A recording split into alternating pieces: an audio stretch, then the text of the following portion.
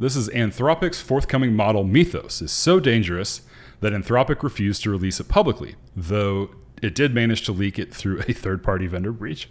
This week, the Trump administration, which has spent the past year aggressively rolling back AI regulation, announced that it is now studying an executive order that would require AI models to go through a government approval process before release, comparing it directly to how the FDA approves drugs. JD Vance stood at a global AI summit 15 months ago and said, "The AI future is not going to be won by hand-wringing about safety." Nah. Now he's on an emergency call with CEOs of big AI, warning their technology could take down hospitals and water plants. Mike, what does it tell you when the most anti-regulation administration in modern memory is now the one asking AI companies to pump the brakes? Well, let's fixate on the word anti-regulation for just 1 second. Let me do a little analysis on that. In general, yeah, there have been some rollbacks of regulations, but there have also been massive tariff increases. Those are regulations. Just something to think about. And I think the overarching theme when you think about this administration is the art of the deal. What is the art of the deal? For any topic that arises, I think the way to think about it is take a topic, you escalate it. Any topic, you escalate it, right? And then you threaten people based on that escalation. And you probably had some goal you wanted to reach, and you were starting out at a baseline of, let's call it X. And then you escalate, I want Z. And then there's the next step, escalate, threaten, and then you back down. And then the middle ground is somewhere between X and Z. And then, yeah, the opposition backs down, you get Y, maybe even X, and you call it a victory, right? That's behind a lot of this. So my point on all that is I wouldn't take any statements out of this administration or previous ones as determining what the actual regulation will be or if there even will be regulation. The way it was cast by J.D. Vance in the first place, I heard that by innovators out of the U.S. I talked about in a previous episode Steve Blank standing in Imperial College in London saying, you're regulating yourself out of innovation, right? China and the U.S. are not waiting for you. The genie is out of the bottle. They're not going to wait. And this is the trade-off. And this is an honest debate, whether it's this administration or previous or the next one, that you need to have that balances innovation and safety. And I think you're seeing this play out in real time. That J.D. Vance's previous sentiment, and I think this is in general an American sentiment, we want to be the most innovative company or country on the planet, and regulation slows it down. Now, there are legitimate reasons to slow it down if there are safety concerns. Look at nuclear, look at many other topics, you can find them. I'm not going to harp on them. But there is a discussion between the two poles.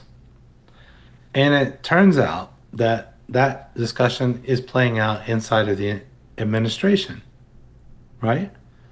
There's an internal person, I forgot his name, you'll find it, who disagrees with that. And what is that? It's that slowing down to have the discussion and having a pre-approval process for AI releases. But I have to remind you that safety is often a proxy for industry to create regulatory moats. Why is that? Well, look into the details in the article that this regulation, if it were to exist, if it's just even a board who discusses it, slows down every single AI company because it applies to all AI companies. And you should always be skeptical when you see something like that. And any time that you see major corporates agreeing that this is necessary, your the spider senses should tingle a lot. If XAI and Anthropic, and you can name the other 3 or 4 that were involved, are agreeing that this is necessary, Why are they doing that? Wouldn't you be at least a little skeptical why that might be? Well, the answer is typically because they get to write the rules together with government, regardless of the administration. I don't want to focus on this one because this has been true across time. They get to write the rules against which their competitors must compete, with which their competitors must comply, and that can be very damn expensive. And then the whole assumption behind this is that a group of companies and the government can control how AI is released. This administration, the previous administration, they're leaking ships. They can't keep any damn secret. Outside of a few military examples we've recently seen. Anthropic itself could not keep from leaking mythos. So even if you wanted to regulate this, this is one of the things you have to consider. Could you? So you impose cost on the industry, but you leak anyway, undermines the whole policy. So that's my long rant.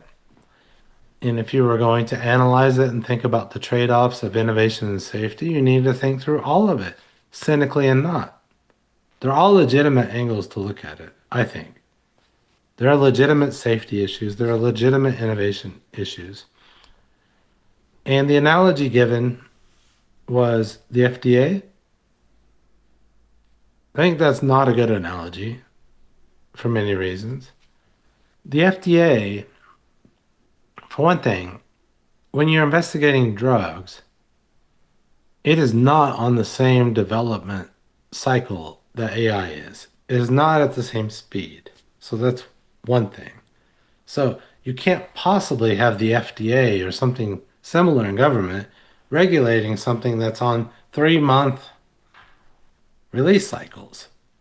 Government barely meets every 3 months, right? I'm being, you know, I'm exaggerating, but that's the stereotype. The other thing is the FDA typically, the criticism you would have of the FDA is that people die while it's potentially investigating a good drug. And yeah, of course, it can regulate in a good way where people aren't harmed by bad drugs. Of course, you have both. The problem with AI is because it's coming out so fast, it's the opposite, it's the inverse, that the harm is already done, if there's harm. We've looked at articles, cognitive decline, etc. And I'm not an AI skeptic or doomer at all. But I think the analogy is flawed because the development cycles are too fast. And it again, it really just comes down to how much innovation do you want versus safety. And if you're in a geopolitical war, which I think a lot of people think we are, how much can you afford to put the brakes on? Biden, I don't remember the year, but he founded the US AI Safety Board. Trump dismantled it and is now creating the CAISI, or the Center for AI Standards and Innovation. Another really interesting thing that I did was I looked up JD Vance and why is he the point guy for this? And well, look at his connection to Peter Thiel and look at Peter Thiel's connection to Elon Musk and all of the PayPal Mafia, as I learned they were called today. Very interesting stuff as far as that's concerned. I'm not going to go too much into it, but very interesting. I think a lot of politics is theater. Yeah. The White House hedged this. So JD Vance is leading this SWAT team of all the best minds in the country to talk about how they're going to regulate the security risks of AI. And then we have the White House releasing a statement stating any policy announcement will come directly from the president, and anything else is pure speculation. Yeah. Well, art of the deal. 2 years ago or a year ago, when Vance makes the statement, it's a free for all for everyone. But recently, the topic of Anthropic came up with the Defense Department, and there was the whole drama around that. And art of the deal, again, escalate the topic. is there something government wants from these AI companies? A ballroom. A ballroom, um, a new chip deal, a stake, something that you hint at coming regulations, even though previously you said they weren't coming, and then you get leverage. Because what do these companies fear? They fear regulation if they're not in control of it, right? If they're able to influence it, they're not so afraid, of course, right? So I think it's very difficult to interpret. I wouldn't overinterpret it in any direction yet until there's something concrete. And in this administration, there's never really anything concrete. There are mixed signals being sent out all over the place. Until there's something in writing, just treat it as very speculative in all directions. And remember Your priors. the priors and the art of the deal. Hey! You've just watched a clip from Show Your Priors podcast. Check out our main channel for full episodes. We have a new one every Tuesday. If you liked what you saw, give us a like and subscribe. It's free for you and helps us out a ton. Did we miss something during our discussions? Let us know in the comments below. Thanks, and we'll see you on the next one.